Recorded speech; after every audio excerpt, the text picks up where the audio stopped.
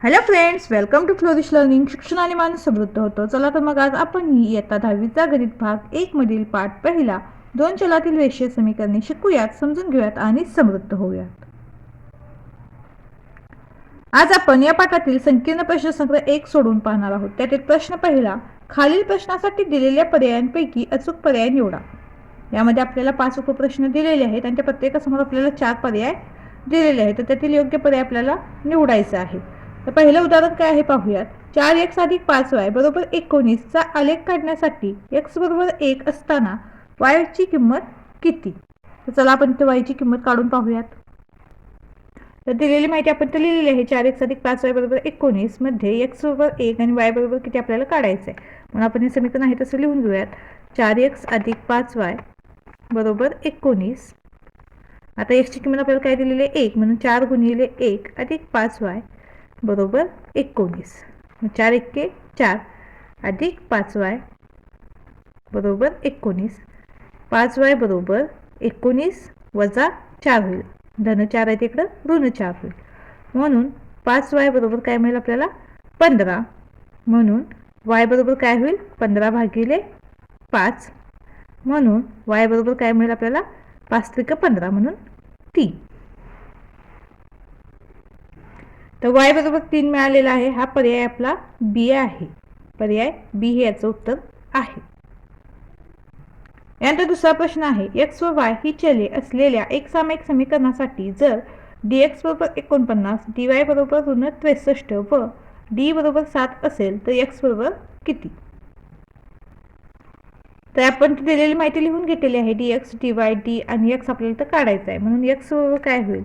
तर x बरोबर dx भागिले d. म्हणून काय होईल? आता dx किती दिलं आहे आपल्याला? 49. d किती आहे आपला? 7. म्हणजे 49 भागिले 7 किंवा 49/7 असं होईल. मग आता आपण 7 नेला भागला. 7 एके 7, 7 7 49 म्हणजे 7 मिळेल. म्हणून काय होईल? x बरोबर 7. पर्याय कुठला आपला? ए. पर्याय ए बरोबर आहे आपला. यानंतर तिसरा प्रश्न आहे. 5 ऋण 7 3 ऋण 4 या निश्चयकाची किंमत किती? तर आपण तर दिलेली माहिती लिहून घेतलेली आहे. निश्चयकाची किंमत काढण्यासाठी आपण काय करतो? तर तिरकस गुणाकार करतो. म्हणून काय होईल? 5 गुणिले ऋण 4 वजा 3 गुणिले ऋण 7 बरोबर 5 20. ऋणचिन्ह असल्यामुळे ऋण 20 होईल. हे ऋणचिन्ह आहे तसं. 7 त्रिक 21 आणि दुसरं ऋणचिन्ह आहे त्यामुळे ऋण 21 बरोबर ऋण 20. आता हे वजा वजा काय होईल? अधिक होईल. अधिक 21 बरोबर काय होईल? ऋण आणि धन यांची वजाबाकी होईल आणि चिन्ह मोठ्या संख्येचं म्हणजे फक्त काय मिळेल आपल्याला? तर उत्तर 1 मिळेल. 1 म्हणजेच काय? पर्याय डी.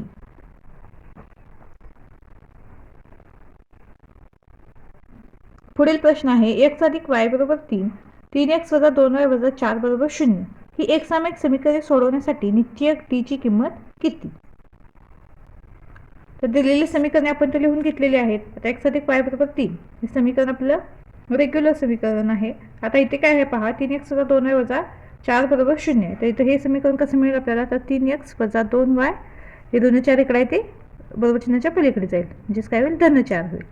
तर अशा पद्धतीने समीकरण आपल्याला मिळेल. आता यावरून काय करत आपण? a1 a2 b1 b2 c1 c2च्या किमती लिहूयात आणि मग d ची किंमत काढूयात.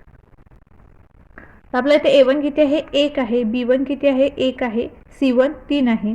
a2 3 आहे. b2 ऋण 2 आहे आणि c2 4 आहे. तर d बरोबर a1 a2 b1 b2 ते आपण किमती लिहिलेल्या आहेत. आता याला सोपं रूप देऊयात. काय होईल? 1 गुणिले ऋण 2 वजा 1 गुणिले 3. मग बरोबर काय मिळेल आपल्याला? 2 एक्के 2 हे ऋण चिन्ह आहे तसं राहील आणि हे वजा 3 एक्के 3. मग वजा 2 आणि वजा 3 यांची काय होईल? बेरीज होईल आणि आपल्याला उत्तर काय मिळेल? वजा 5. म्हणजे डी बरोबर काय मिळेल आपल्याला? वजा 5. म्हणजे पर्याय कुठला आपला? सी.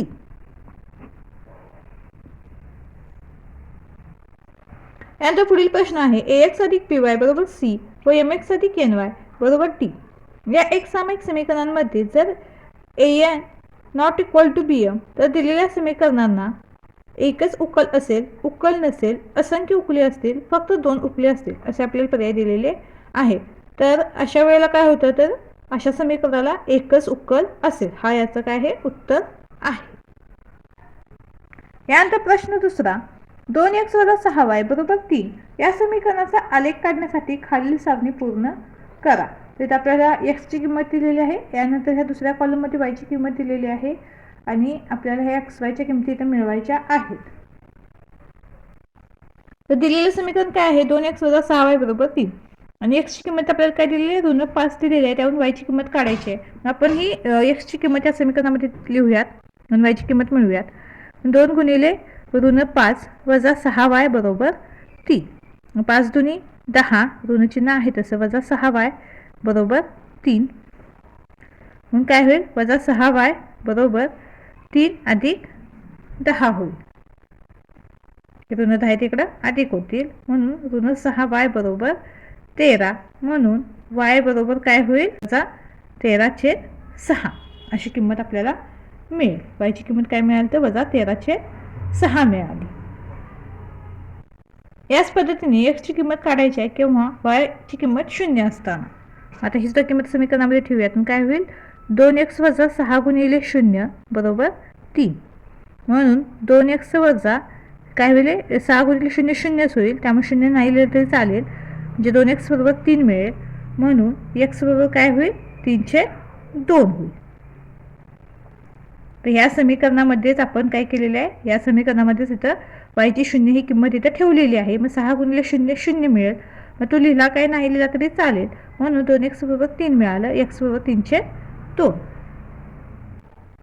तर अशा पद्धतीने आपली ही सारणी पूर्ण होईल. आपल्याला अशा पद्धतीने उदाहरण सोडवावं लागेल. त्यानंतर आपल्याला y च्या आणि x च्या किमती काढाव्या लागतील आणि मग ते आपण त्या सारणीमध्ये लिहून अशा पद्धतीने आपली सारणी पूर्ण करायची आहे. यानंतर पुढील तिसरा प्रश्न आहे, खालील एक सामायिक समीकरणे आलेख पद्धतीने सोडवा. तर हा जो प्रश्न आहे तो मी तुम्हाला याच्यासाठी एक वेगळा व्हिडिओ बनवून हा प्रश्न तुम्हाला सोडवून दाखवेन. या व्हिडिओमध्ये हा प्रश्न आपण सोडवणार नाही आहोत, याच्यासाठी आपण वेगळा व्हिडिओ करूयात. यानंतर पुढचा प्रश्न आहे, खालील निश्चयकांच्या किमती काढा. यामध्ये आपल्याला 3 उदाहरणे दिलेली आहेत. यानंतर चौथ्यातील पहिल्या उदाहरणामध्ये काय आहे, तर 4, 2, 3, 7 अशा आपल्याला किमती दिलेल्या आहेत. त्या निश्चयकाची किंमत आपल्याला इथं काढायची आहे. तर काय होईल, 4 × 7 तिरकस गुणाकार होतो आपल्याला माहिती आहे, वजा 3 × 2 बरोबर काय होईल, आता इथे 7 × 28 वजा 3 दुनी 6. 28 वजा 6 काय मिळेल आपल्याला उत्तर 22. यानंतर पुढील किमती आहेत 5 × 3 ऋण 2 1. काय होईल आता इथे 5 × 1 वजा 2 × 3 बरोबर काय होईल, 5 × 5 वजा 3 दुनी 6. दोन्हीला ऋण चिन्ह असल्यामुळे ते ऋण चिन्ह निघून जाईल आणि 3 दुनी 6 फक्त मिळेल आपल्याला. मग 5 वजा 6 काय मिळेल आपल्याला, 6 वजा 5 1 आणि चिन्ह मोठ्या संख्येचं, मग काय होईल ऋण 1. पुढे 3 1 ऋण 1 4 काय होईल, 3 × 4 वजा 1 × 1 बरोबर 4 त्रिकम 12 आणि 1 1 एकच होणार आणि ऋण 1 होईल. बरोबरच काय होईल, 12 अधिक 1 होईल, हे ऋण ऋण धन होईल. बरोबर काय उत्तर मिळेल आपल्याला याचं 13. प्रश्न चौथ्यातील तिन्ही उदाहरणे इथे आपली सोडून झालेली आहेत. पुढील प्रश्न आहे, खालील एक सामायिक समीकरणे क्रेमरच्या पद्धतीने सोडवा. यामध्ये आपल्याला 5 उदाहरणे दिलेली आहेत जी आपल्याला क्रेमरच्या पद्धतीने सोडवायची आहेत. पहिलं उदाहरण आहे 6x + 3y = ऋण 10. 3x अधिक 5y वजा 8 = 0 असं आपल्याला दिलं होतं उदाहरणामध्ये. तेच आपल्याला त्याचं रूप कसं मिळेल, तर हे समीकरण आपण कसं लिहिणार, तर 3x अधिक 5y = 8. हे ऋण 8 आहे ते बरोबर चिन्हाच्या पलीकडे जाऊन धन 8 होईल. तर त्यावरून आपण a1 b1 c1 आणि a2 b2 c2 च्या किमती लिहिलेल्या आहेत. d बरोबर a1 a2 b1 b2 आपण त्याच्या किमती तर लिहिलेल्या आहेत. आता यांची किंमत मिळूयात आपण. तर काय होईल, 6 × 5 वजा 3 × 3. मग 6 × 5 30 वजा 3 त्रिक 9, हे ऋण चिन्ह आहे तसं राहील. 30 वजा 9 होईल, म्हणजेच काय होईल 30 हे वजा वजा अधिक होतील, अधिक 9 बरोबर काय मिळेल आपल्याला 39. म्हणजे डी ची किंमत आपल्याला काय मिळाली 39 मिळाली. यानंतर dx बरोबर c1 c2 b1 b2 त्याची किमती आपण ते लिहिलेली आहेत. काय होईल वजा 10 गुणिले 5 वजा 3 गुणिले 8. 10 5 50 ऋणचिन्ह आहे तसं राहील. वजा 8 त्रिक 24 वजा 24 येईल ऋणचिन्ह असल्यामुळे. पुन्हा काय होईल ऋण 50 हे वजा वजा अधिक 24. वजा 50 अधिक 24 यांची काय होईल तर वजा बाकी होईल आणि चिन्ह मोठ्या संख्येचं. मग काय उत्तर मिळेल आपल्याला ऋण 26. dx बरोबर काय मिळालं आपल्याला ऋण 26. dy बरोबर a1 a2 c1 c2 याची किमती आपण ते लिहिल्या आहेत. मग आता काय होईल 6 गुणिले 8 वजा 10 गुणिले 3 बरोबर 8 48 वजा 10 त्रिक 30 ऋणचिन्ह आहे तसं राहील. म्हणजे 48 वजा वजा अधिक होईल 48 अधिक 30 बरोबर काय मिळेल आपल्याला 4 7 8 78 मिळेल. म्हणजेच dy बरोबर काय 78. तर आपल्याला d dx आणि dy ची किमती मिळालेल्या आहेत. आता यावरून आपण x आणि y ची किमती मिळवूयात. x बरोबर dx भागिले d बरोबर काय होईल आता इथे वजा 26 छेद d किती आपला 39. मग दोन्ही ह्या संख्या 13च्या पाड्यामध्ये येतात म्हणून याला 13 ने भाग देऊयात आपण. काय मिळेल आपल्याला 13 दुनी 26 13 त्रिक 39 ऋणचिन्ह आहे तसं राहील. म्हणजे x बरोबर काय मिळेल आपल्याला ऋण 2/3. याचप्रमाणे y बरोबर dy भागिले d. मग dy किती आहे आपला 78 आणि d किती आहे आपला 39. मग आता आपल्याला इथे पाहिलं तर 39 दोन्ही 78 होतं पहा. म्हणून इथे काय होईल 2/1 येईल. म्हणजेच काय 2 छेदामध्ये 1 असला तो नाही लिहिला तरी चालेल. मग y ची किंमत आपल्याला काय मिळाली 2 मिळाली. म्हणून xy बरोबर ऋण 2/3 आणि 2 हे आपल्याला किमती मिळालेल्या आहेत. यानंतर दुसरं उदाहरण आहे 4m वजा 2n बरोबर ऋण 4. 4m अधिक 3n बरोबर 16. तर यावरून आपण a1 b1 c1 आणि a2 b2 c2 च्या किमती तर लिहिलेल्या आहेत. पण t बरोबर a1 a2 b1 b2 त्याच्या सुद्धा किमती आपण ते लिहिलेल्या आहेत. काय होईल 4 गुणिले 3 वजा 2 गुणिले 4 बरोबर काय होईल 4 त्रिक 12 वजा 4 दुनी 8 आणि हे ऋणचिन्ह आहे तसं.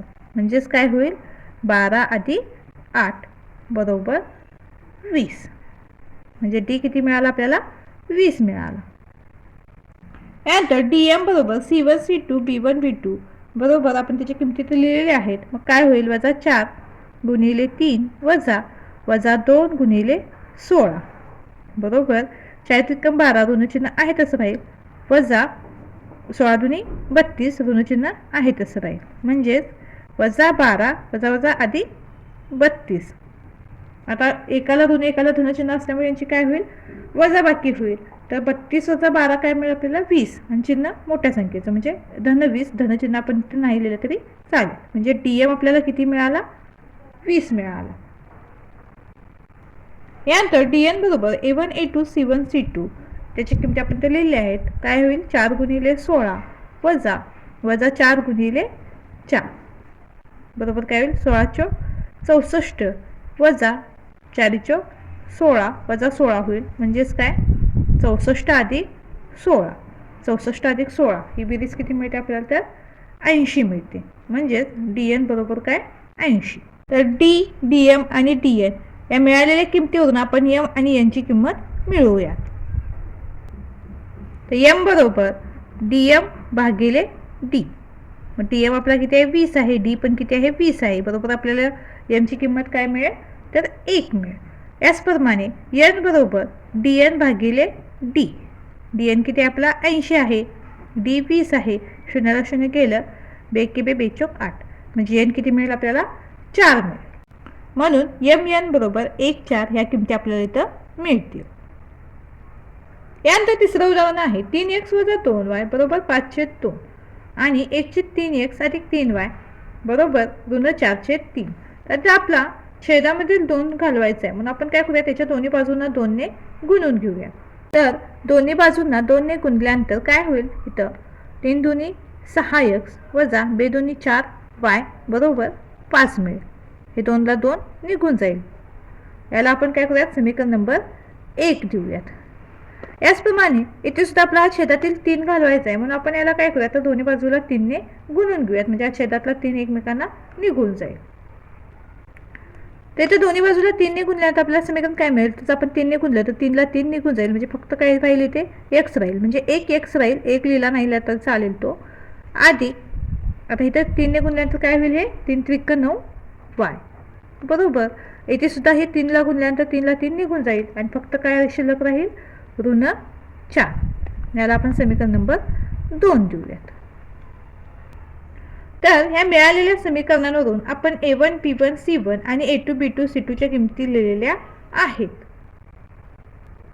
म्हणून D बरोबर A1 A2 B1 B2 बरोबर याची किमती आपण ते लिहिलेल्या आहेत. काय होईल, 6 गुणिले 9 वजा 4 गुणिले 1 बरोबर 9 सकळ 54 वजा 4 एके 4, म्हणजेच 54 अधिक 4 होईल. दोन्हींना ऋण चिन्ह असल्यामुळे वजा वजा अधिक होईल बरोबर 58. म्हणजे डी बरोबर काय मिळालं आपल्याला, 58 मिळाला. यानंतर dx बरोबर C1 C2 B1 B2 म्हणून 5 गुणिले 9 वजा 4 गुणिले वजा 4 बरोबर 9 45 वजा दोन्हीला ऋण चिन्ह असल्यामुळे हे धन होईल आणि 4 × 16. मग 45 वजा 16 ही वजापैकी आपल्याला किती मिळते, तर 29 मिळते. म्हणून dx बरोबर 29.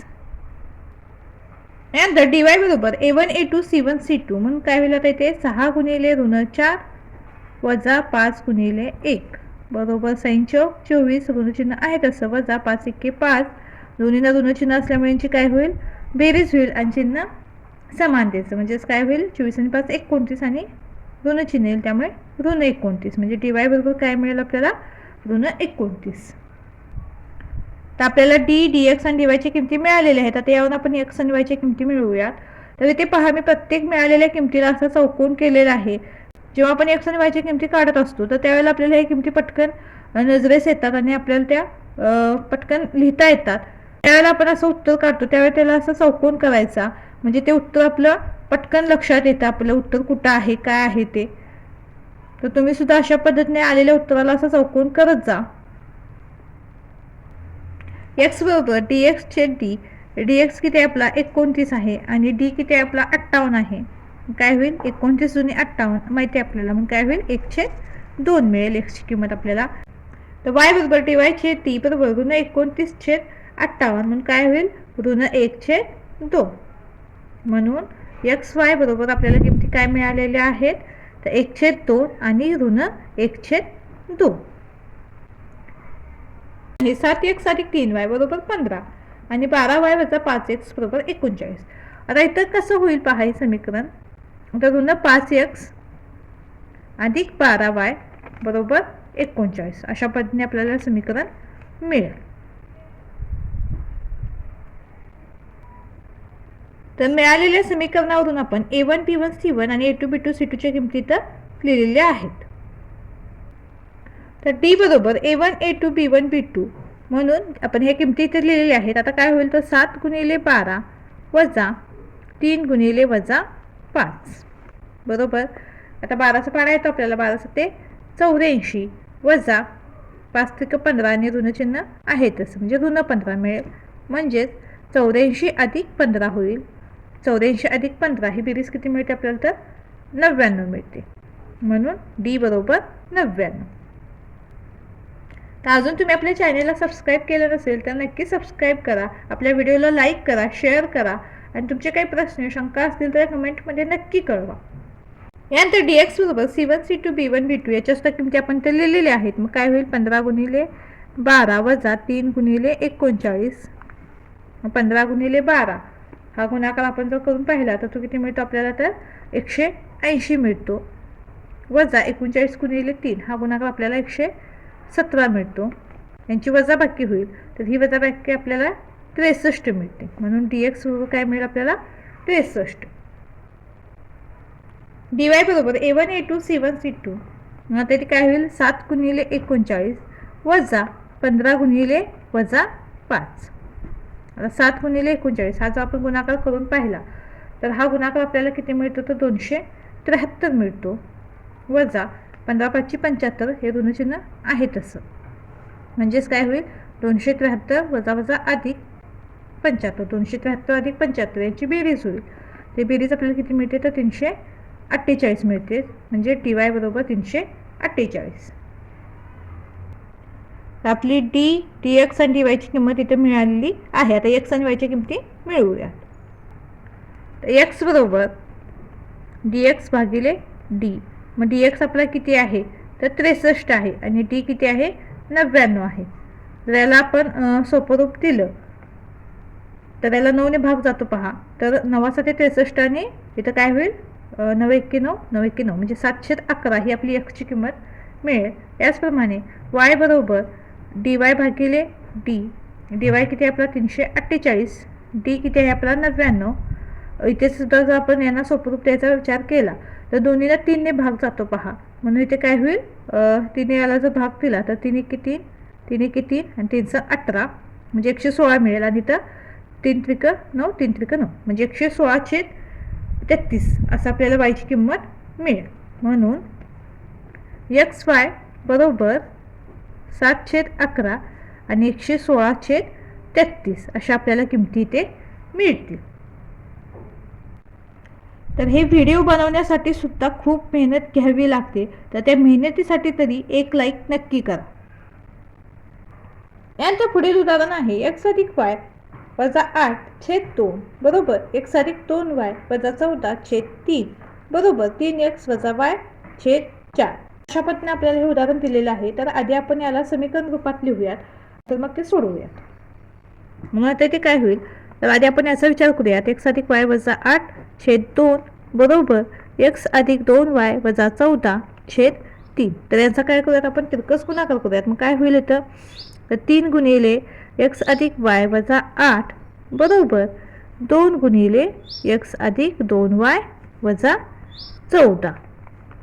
मग काय होईल आता इथे 3 गुणिले x 3x अधिक 3y वजा 8 त्रिक 24 बरोबर 2x अधिक 4y वजा 14 दुनी 28.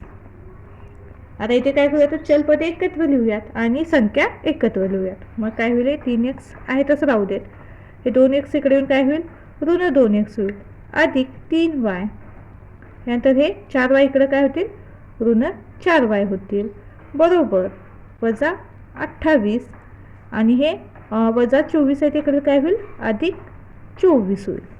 त्याला सोपं रूप देऊयात. 3x वजा 2x यांची वजा बाकी होईल आणि काय राहील फक्त x राहील. 3 वजा 2 1 राहील, म्हणजे 1x 1 लिहिला नाही तरी चालेल, आणि 3y वजा 4y यांची सुद्धा काय होईल वजा बाकी होईल आणि चिन्ह मोठ्या संख्येचं म्हणजे काय होईल वजा y बरोबर वजा 28 अधिक 24 यांची सुद्धा वजा बाकी होईल. वजा बाकीचं उत्तर काय मिळेल आपल्याला 4 आणि चिन्ह मोठ्या संख्येचं म्हणजे वजा 4.